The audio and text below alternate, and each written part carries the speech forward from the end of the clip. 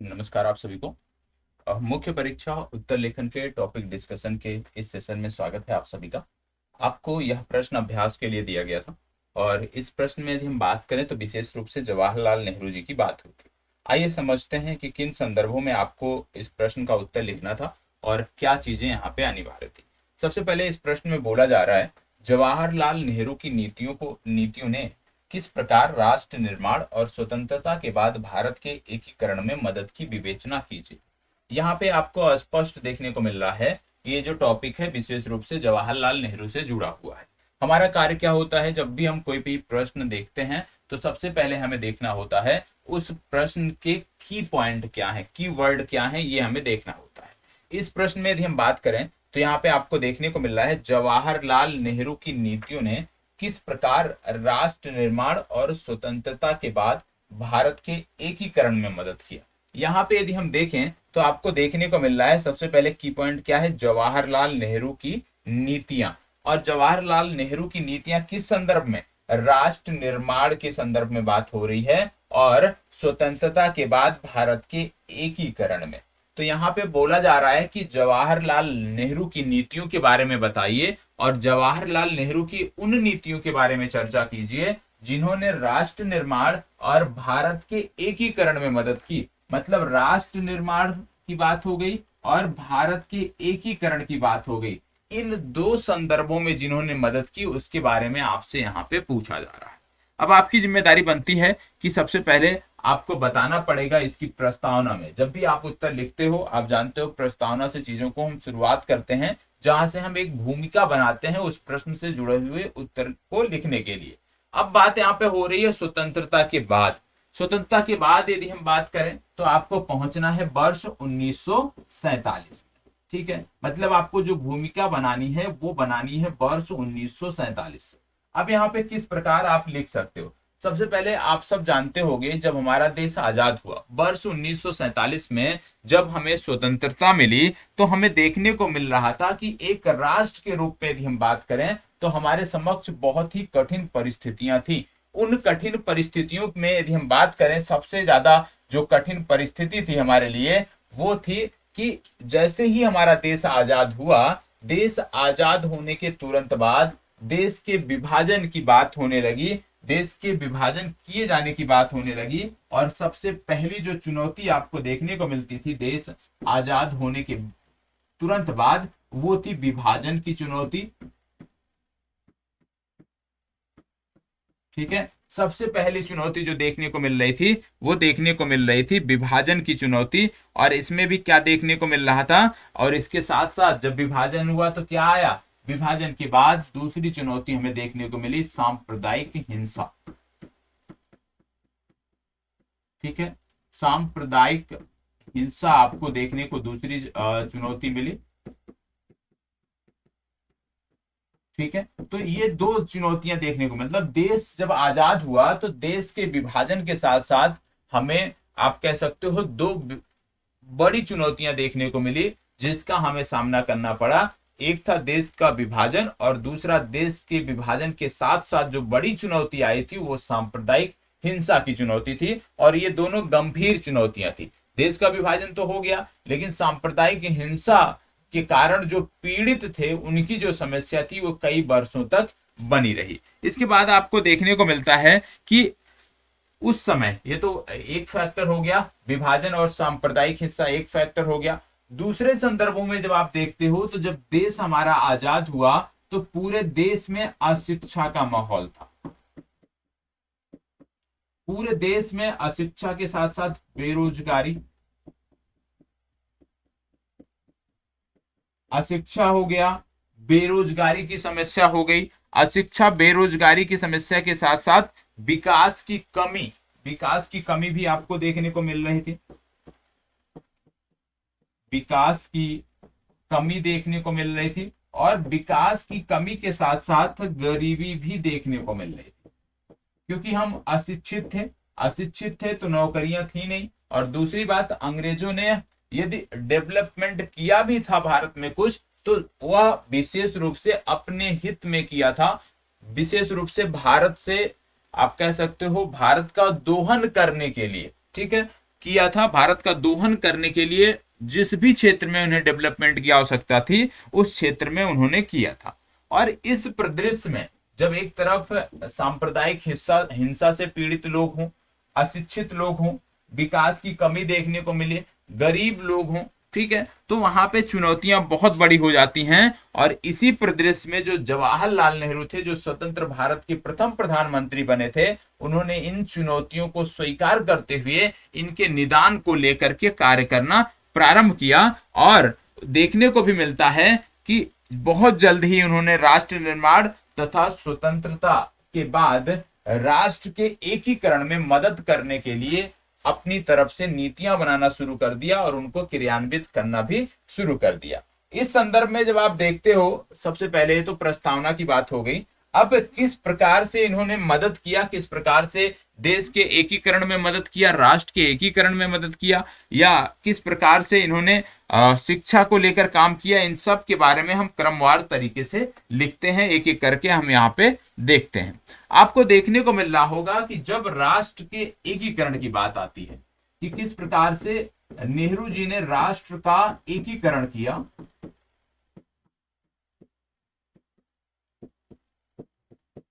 राष्ट्र के एकीकरण की बात जब आती है तो आपको देखने को मिलता है कि नेहरू ने लोगों की क्षेत्रीय आकांक्षाओं को पूरा करने के लिए राज्य पुनर्गठन समिति की स्थापना की। किसकी स्थापना की?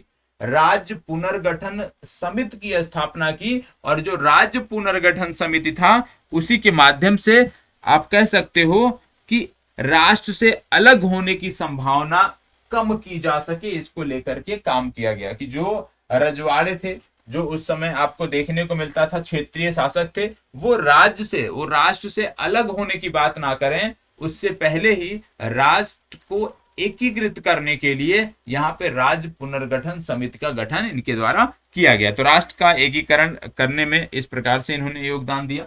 दूसरा सबसे बड़ी समस्या थी शरणार्थियों की समस्या, क्योंकि लाखों की संख्या में शरणार्थी जो है वो पाकिस्तान से आए थे, ठीक है। तो दूसरा जो शरणार्थियों की समस्या थी उसके बारे में यदि हम बात करें तो देखने को मिलता था कि पाकिस्तान से आए जो शरणार्थी थे उनको लगातार आश्रय देने का काम किया गया, उनको भारत में बसाने का काम किया गया, उनको मूलभूत सुविधाएं उस समय के अनुसार जो भी उपलब्ध थी, जो भी सक्षम था भारत, वो उनको देने में मदद किया। तो विशेष रूप से शरणार्थियों को लेकर भी हमने काम किया और हमने यह भी प्रयास किया कि आगे आने वाले समय में या आने वाले वर्षों में, आने वाले दिनों में ये जो समस्या है ये पुनः ना उभर के आए, उसको कम करने के लिए, उसको समाप्त करने के लिए भी हमने काम किया, मतलब नेहरू जी ने काम किया। तो शरणार्थियों को लेकर भी इन्होंने काम किया, जो दूसरी सबसे बड़ी समस्या थी। और शरणार्थियों के साथ साथ क्योंकि देश का जो विभाजन था, आप जानते हैं विभाजन का आधार क्या था, ऐसे समय में भारत को धर्मनिरपेक्ष रखना एक बड़ी चुनौती थी। तो यहाँ पे धर्मनिरपेक्षता को लेकर भी काम किया गया।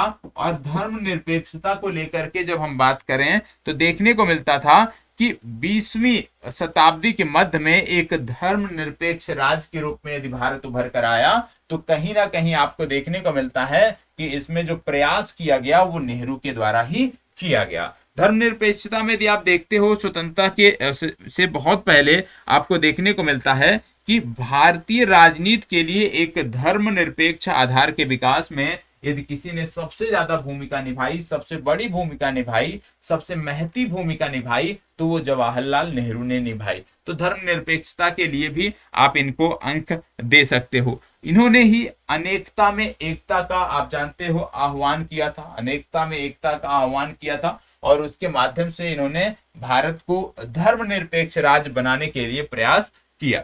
इसके बाद धर्मनिरपेक्ष राज्य के बाद अगला आता है कल्याणकारी राज्य। कल्याणकारी राज्य,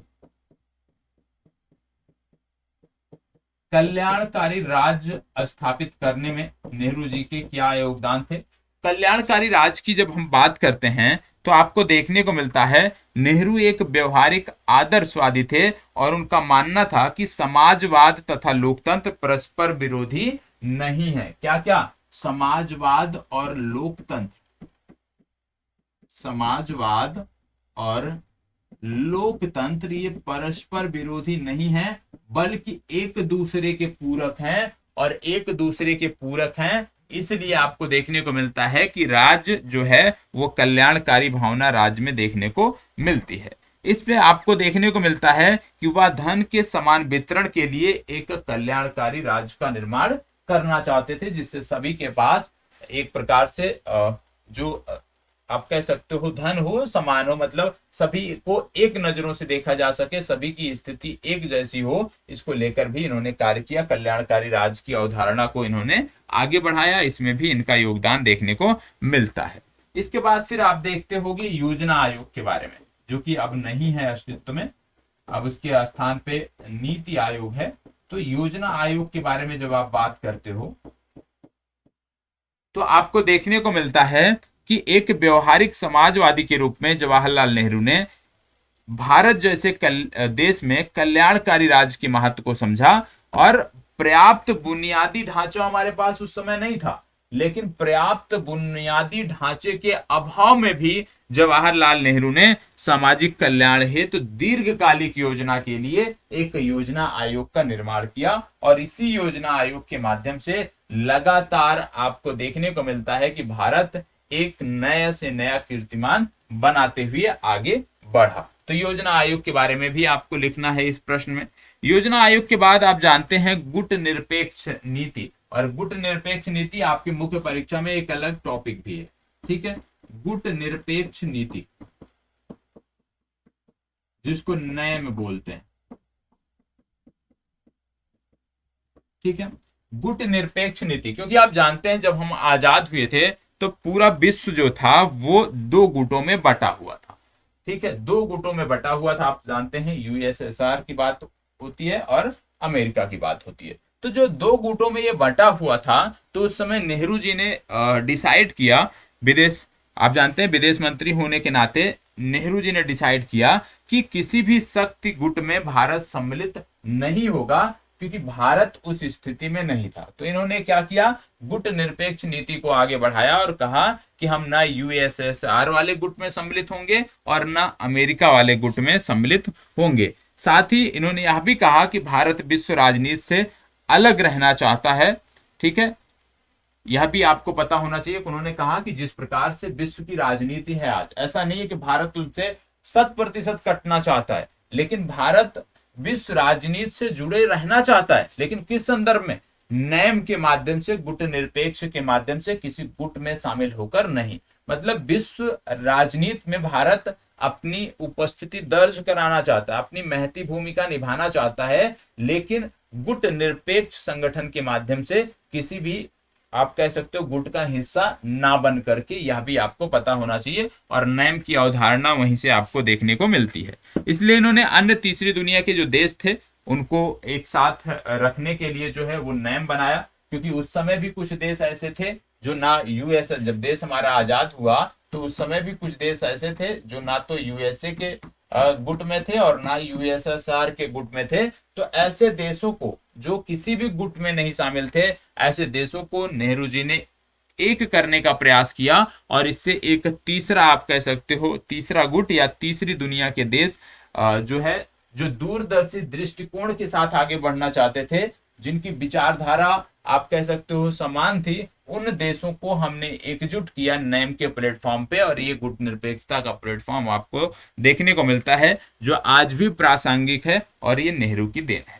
तो आप कह सकते हो, निष्कर्षता आप कह सकते हो कि जब देश हमारा आजाद हुआ तो बहुत ही कठिन चुनौतियां थी हमारे समक्ष। उन कठिन चुनौतियों का सामना करते हुए लगातार हमने, आने वाले वर्षों में लगातार हमने कार्य किया, नेहरू जी ने लगातार कार्य किया, और उसके बाद आपको देखने को मिलता है कि राष्ट्रीय आंदोलन की जो परंपराएं थी उसको आगे बढ़ाते हुए हमने जो नवजात राष्ट्र भारत था उसका पोषण भी किया, उसके लोगों की शिक्षा की व्यवस्था भी उपलब्ध कराई, उसके लोगों को रोजगार भी उपलब्ध कराया, और गरीबी के जो जंजाल से उससे भी उनको मुक्ति दिलाने के लिए हमने लगातार कार्य किया, या नेहरू जी ने लगातार कार्य किया। और इसी के कारण आपको बोला जाता है कि नेहरू जी जो थे वो वास्तुकार थे, ठीक है, वो भारत के वास्तुकार थे, आधुनिक भारत के वास्तुकार थे, यह भी आपको पता होना चाहिए। तो नेहरू को आधुनिक भारत के जो वास्तुकार रहे हैं, बहुत सारे वास्तुकार रहे हैं, उनमें से एक प्रमुख वास्तुकार के रूप में देखा जाता है, और इस प्रकार से आपका ये उत्तर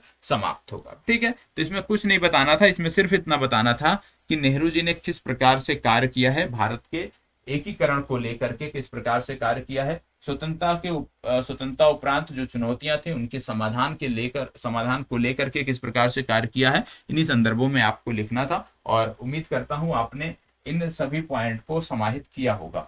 यदि नहीं किया है तो इन पॉइंट को समाहित करते हुए एक दूसरा उत्तर नोट डाउन करके रख लीजिए। ठीक है, तो आज की इस प्रश्न के डिस्कशन की जो चर्चा थी वो अब यहीं पे समाप्त होती है। मिलते हैं अगले प्रश्न।